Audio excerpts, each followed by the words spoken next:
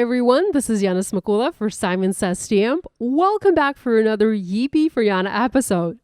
Today we're talking about one of my favorite ways to get more from the stamp sets you already own, pattern stamping. Instead of reaching for a background stamp, I'm going to show you how to use a single stamp set with individual images to create 3 completely different background patterns for your handmade cards. I'm using the beautiful Forage in Summer stamp set from Simon Says Stamp, but the ideas I'm sharing today work just as well with the floral stamps, leaves, critters, holiday images, or really any collection of smaller images that you already have in your stash.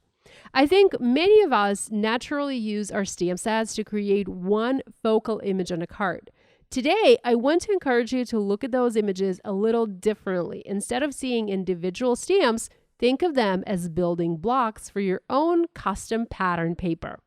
Once you start looking at your stamp sets this way, you'll discover so many more ways to use them.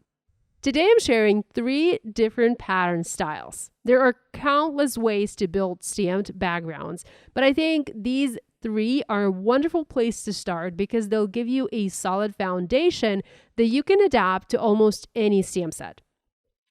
The first pattern extends beyond the edges of the panel, creating the look of continuous pattern paper. Before I stamped all of my finished panels, I actually created test pattern on a piece of scrap paper. This is something I do whenever I'm working out a new pattern. Not only does it let me experiment with image placement before committing to my final good cardstock, but it also gives me a template that I can save and use again later. If I ever want to recreate this exact pattern or make a whole set of coordinating cards, I already have the layout figured out. It's a simple extra step that saves a surprising amount of time.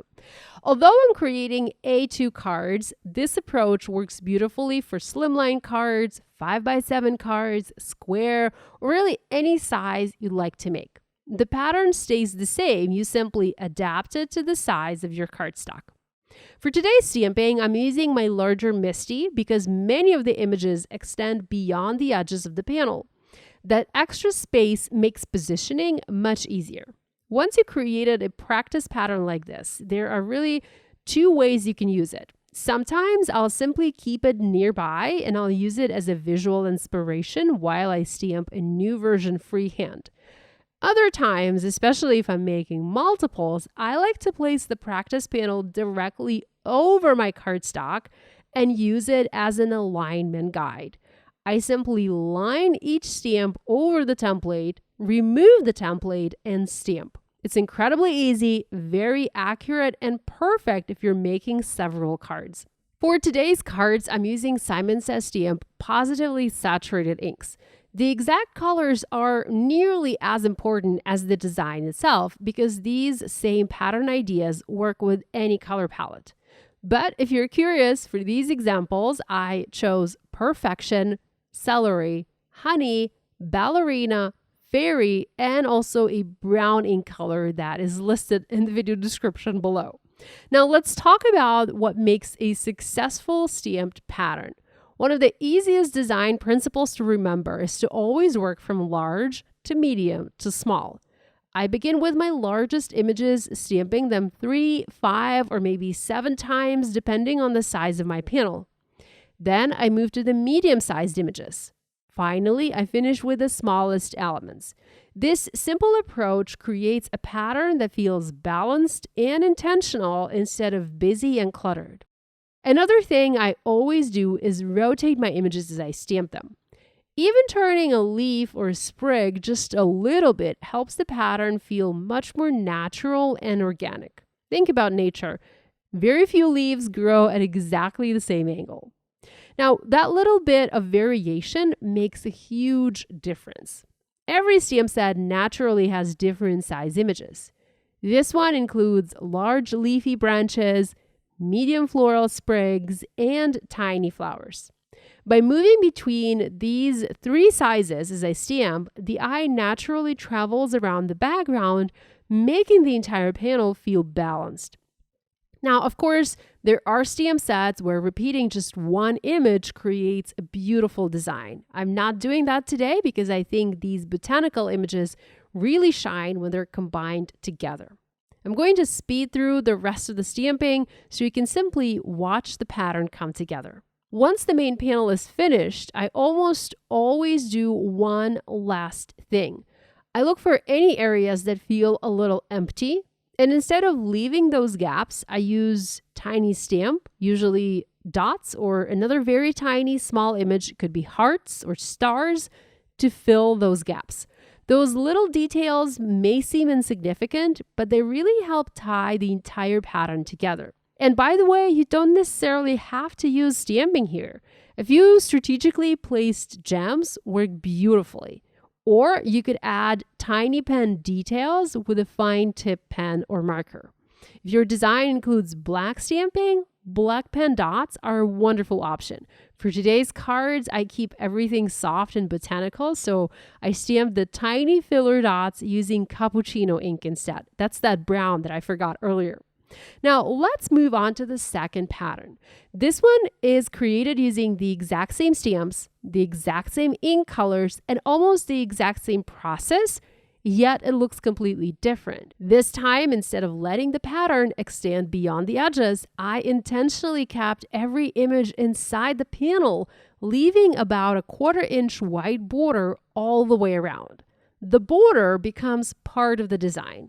Instead of looking unfinished, it frames the pattern and gives the eye a place to rest. It's amazing how one small change completely transforms the overall look. Seeing these two cards side by side really shows how versatile one stamp set can be. So I'd love to know, do you prefer pattern 1 or pattern 2? Let me know in the comments. The third pattern takes this idea one step further by embracing negative space. Remember, your pattern doesn't have to cover the entire card. Sometimes less is really more. Instead of filling the whole background, let your pattern grow naturally from one corner or edge or even from the top of the card. That open space becomes part of the composition. It also creates the perfect place for your sentiment without competing with the background. It's a wonderful approach if you love clean and simple cards, but still want lots of interest. Now that you've seen all three patterns, which one is your favorite? Pattern 1, pattern 2, or pattern 3? I'd love to hear your answer in the comments.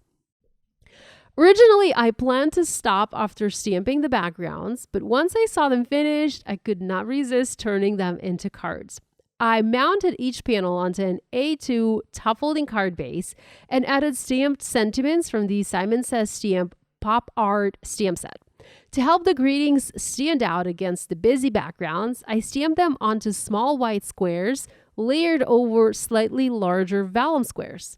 The cardstock squares measure 2 by 2 inches and the vellum squares measure 2 1/4 by 2 1/4 inches. The vellum softens the pattern underneath while still allowing all of that beautiful stamping to show through. And of course, that's just one option.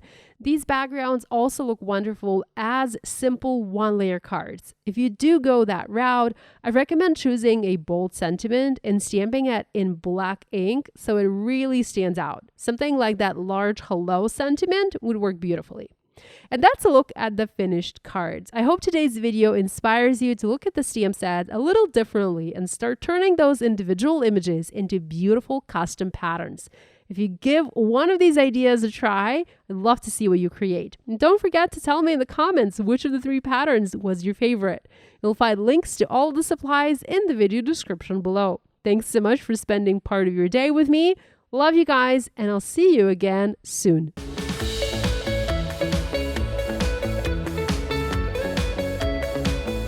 Hi, I'm Heidi, founder of SimonsSaysStamp.com. Thank you so much for watching this video. If you like what you just saw, be sure to press the thumbs up and subscribe to see more great content.